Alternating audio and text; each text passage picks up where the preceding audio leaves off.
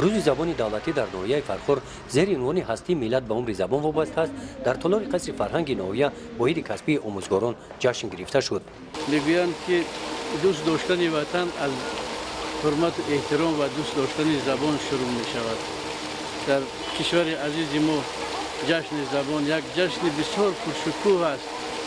گمان میکنم به یگان گمان در تمام کشور تاجیکستان امروز را شاگردان و استادان و مردم عوام و عالمان و دانشمندان و همه این روز را روز مبارک و نیک حسابیدند.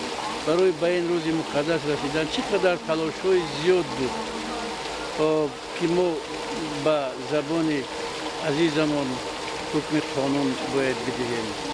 باشیده به این صحنه مهم و تقدیرساز در این چهاربینی خیر کرده شد که زبان مادری سرچشمه افتخار ملی و پایه استوار دولت حساب می‌یابد. می‌سازد که مربیان و آموزگاران، پدر و مادران و عموما هر یک فرد با و ناموس ملت می‌تواند برای بلند برداشتن مدنیت زبان، حسن بیان، رعایت معیارهای زبان ادبی، افتخار وطنداری و زباندانی سهم مناسب داشته باشد. در ناحیه فرخور 2022 نفر آموزگاران کار و زندگی می‌کنند.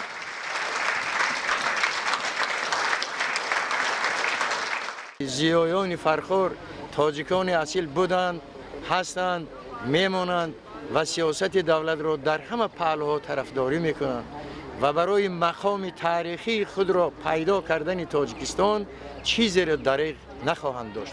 باشیده به روز زبان دولتی و روز کسبی آموزگاران از نام مقامات اجرایی حکومت دولتی ناحیه فرخور آموزگاران ناحیه با نشان آموزگاری فخری افتخارنامه و 200 نفر آموزگاران با تحفه‌های خاطروی کمیته اتفاق کسبه سوهای معارف قدر کرده شدند.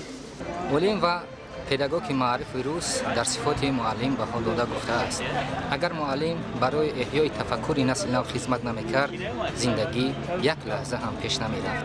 از این لحاظ گفتنیم چه خوشبختم که من آموزگارم به جان در خدمت خلق دیارم شود شاگرد من فردای ملت در این دنیا دیگر آرمان ندارم. در همین لحظه ها بخشیده به عید کسبی آموزگاران در مؤسسه تحصیلات میانه عمومی رقم 10 20 نفر خوانندگان فعال این مکتب در محیط دانه به صف سازمان طلبگی قبول کرده شدند. چهاربینی قبول خوانندگان به صف سازمان طلبگی با رعایت همه قاعده‌های معین گشته اجرا کرده شدند. در ناحیه فرخور امسال سال مستحکم نمودن کارهای تربیوی اعلان گردیده است. به خدمت خلق و وطن باش تیار. بهترین تحفه برای آموزگار امروزه این آداب خواننده، خوانش خواننده، دانش خواننده و انتظام نمونوی خواننده است. زیرا بخشنده عالم معلم کند آدم را آدم معلم. چهاربینی بخشیده به روز زبان دولتی و روز کسبی آموزگاران با نمایش برنامه ادانه کنسرتی کارمندان اداره فرهنگ ناحیه انجام یافت. گزارش خواجه نظریف خدای نظر ظهورov از ناحیه فرخور برای برنامه اطلاعاتی نوید.